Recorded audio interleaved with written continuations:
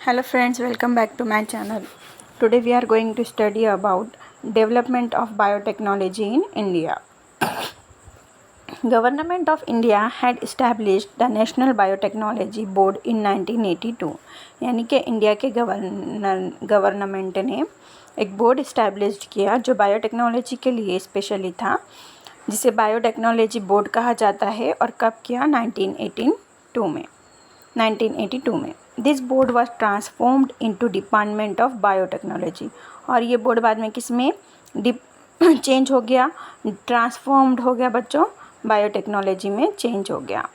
Under the ministry of science and technology in 1986। कब transform हुआ? 1986 में। और किसके अंडर ट्रांसफॉर्मर हुआ बच्चों? Ministry of science and technology के under. Various institute in India are working under the control of this department of biotechnology. इस department के अंदर डिफरेंट टाइप ऑफ इंस्टीट्यूट भी क्या करते हैं? वर्क करते हैं।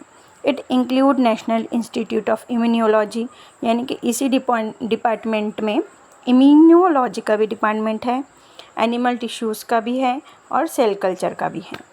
National centre for cell science है, नेशनल ब्रेन रिसर्च सेंटर है, central institute of medicinal and aromatic plants का भी है। There are facilities of higher education, यानी कि एजुकेशन की फैसिलिटी भी इस बोर्ड में रखी गई है। Research in the institute from where thousands of students have post PhD।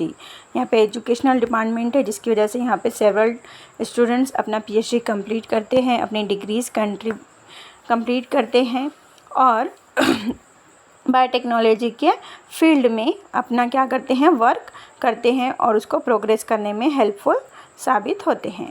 इसके बाद बच्चों हमारे पास है commercial application of biotechnology. Biotechnology का कमर्शियल एप्लीकेशन क्या है? तो पहला है बच्चों crop biotechnology. Biotechnology is used in agriculture field to improve yield and variety. देखो बच्चों, यहाँ पे जो भी आपको दिखाई दे रहा है क्रॉप्स, इनकी यील्डिंग को बढ़ाने के लिए, क्वांटिटी को बढ़ाने के लिए, इनकी वैरायटी और क्वालिटी को बढ़ाने के लिए बायोटेक्नोलॉजी यूज़फुल है। हाइब्रिड सीड्स, यानी कि उसके कॉपी किए हुए seeds. Genes of two different crops, यानी कि दो अलग अलग क्रॉप्स के हम जीन्स लेंगे, उनको रिकम्बाइंड करेंगे, एक जगह करेंगे और उससे हम हाइब्रिड वेराइटीज़ बनाएंगे क्रॉप्स की। And this is specially useful for fruit. और ये जो मेथड है मोस्टली फ्रूट्स बनाने के लिए ही यूज़ किया जाता है। Genetically modified crops. So crops developed with desired character by integrating foreign gene with their genome are called genetically modified crops. Genetically modified crops उसे कहा जाता है बच्चों जिसमें क्रॉप को डेवलप्ड करने के लिए कोई फॉरेजिन जीन, यानी कोई अलग जीन, कोई न्यू जीन, दूसरे वैरायटी के जीन को इंटीग्रेट किया जाता है, यानी कि कंबाइन किया जाता है। क्यों किया जाता है? हाई यील्डिंग वैरायटीज़ बनाने के लिए, रेजिस्टेंस डिसीज़, यानी डिसीज़ का रेजिस्टेंस डेवलप करने के लिए, अल्कलिनिटी बढ़ाने के लिए और एसिडिटी को कम करने के लिए, विट्स को प्रोटेक्ट करने के लिए, स्ट्रेस जैसे कि कोल्ड और ड्राफ्ट आने पर भी प्लांट ख़राब ना हो, क्रॉप ख़राब ना हो, इसके लिए भी जेनेटिकली मॉडिफाइड क्रॉप्स बनाए जाते हैं बच्चों।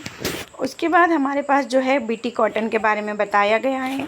तो देखो बच्चों, BT कॉटन, यहाँ पे आपको ये कॉटन देखने को मिल रहा है, ठीक है।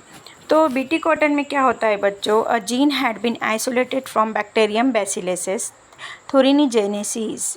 BT कॉटन में क्या करते हैं? हम एक जीन को आइसोलेटेड करते हैं। A gene had been isolated, एक जीन आइसोलेटेड होता है कहाँ से बच्चों? बैक्टीरियम बैसिलस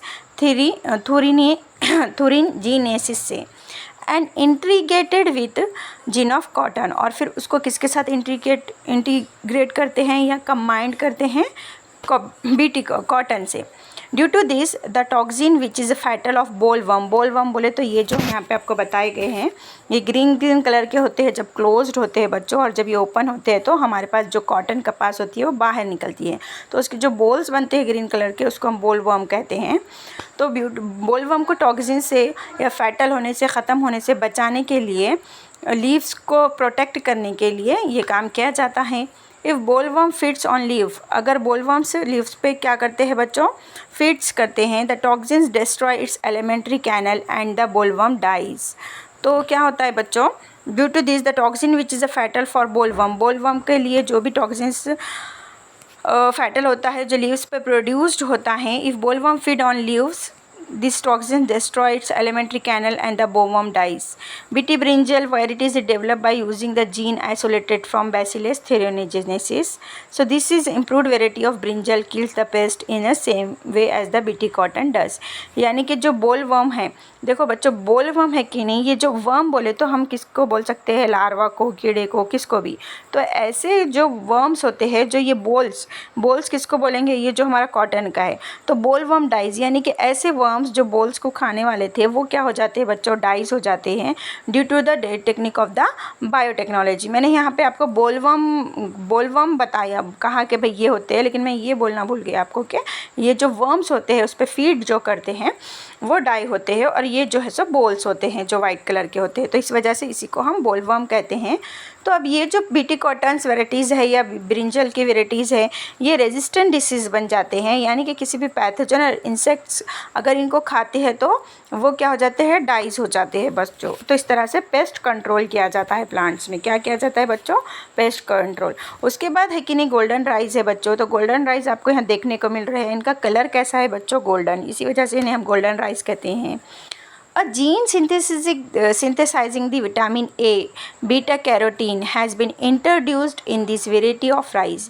यानी कि इस राइस के अंदर एक जीन सिंथेसाइज किया जाता है, vitamin A beta carotene has been introduced, और इसके अंदर विटामिन ए यानी कि बीटा कैरोटीन को इंट्रोड्यूस्ड किया जाता है as compare to the normal variety, जबकि नॉर्मल वेराइटी में विटामिन ए या बीटा कैरोटीन नहीं होता है। This variety which has developed in 2005 contain 23 times more amount of beta carotene.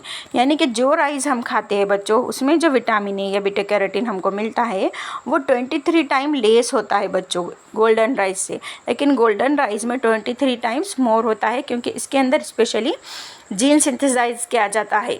Okay, उसके बाद है बच्चों हमारे पास हर्बिसाइड्स प्लांट्स। सो बच्चों weeds always effect the growth of main crop, यानी कि अगर वीड्स ख़राब होते हैं तो उसका जो मेन क्रॉप होता है वो भी क्या हो जाएगा, डिस्ट्रॉय हो सकता है, यील्डिंग पावर कम हो सकता है, क्वालिटेटिव क्वांटिटी कम हो सकती है। Okay, so if herbicides are use to destroy weeds it effect the main crop too. तो जब भी हम है कि नहीं वीड्स को प्रोटेक्ट करने के लिए या प्लांट्स को प्रोटेक्ट करने के लिए हर्बिसाइड्स यूज़ करते हैं तो उस टाइम क्या होता है बच्चों के हर्बिसाइड्स के यूज़ की वजह से मेन जो क्रॉप होती है उसका भी नुकसान हो सकता है। Due to this herbicide tolerant plant variety of crops are being developed. इसी वजह से ऐसे प्लांट्स डेवलप्ड किए जा रहे हैं जो ऑलरेडी टॉलरेट कर सके। क्या टॉलरेट कर सके बच्चों, जो हर्बिसाइड को टॉलरेट कर सके, यानी कि जब भी हर्बिसाइड्स यूज़ किया जाए प्लांट पे तो प्लांट सेव रहे, प्लांट क्या रहे बच्चों, सेव रहे, और जो भी पेस्ट है या जो भी डिस्ट्रॉइंग एजेंट है इसमें वो क्या हो जाए, डिस्ट्रॉय हो जाए। So it has become possible selectively to destroy the weeds. तो वीड्स को क्या करता है, तो वीड्स जो है कि नहीं हमारे क्रॉप को क्या कर रहा था बच्चों, डिस्ट्रॉय कर रहा था। वीड्स जो हमारे क्रॉप को डिस्ट्रॉय करने वाला था वो डिस्ट्रॉय नहीं कर पाएगा, और डायरेक्टली हर्बिसाइड्स जो हर्बिसाइड टॉलरेंट प्लांट्स बनाए गए हैं वो डायरेक्टली हर्बिसाइड का यूज़ सीधा वीड को कंट्रोल करने के लिए होगा, और क्रॉप यील्डिंग है कि नहीं क्या होगी बच्चों, ख़राब नहीं होगी। तो आगे है बायो फर्टिलाइज़र्स, तो इसके बारे में हम कल पढ़ते हैं।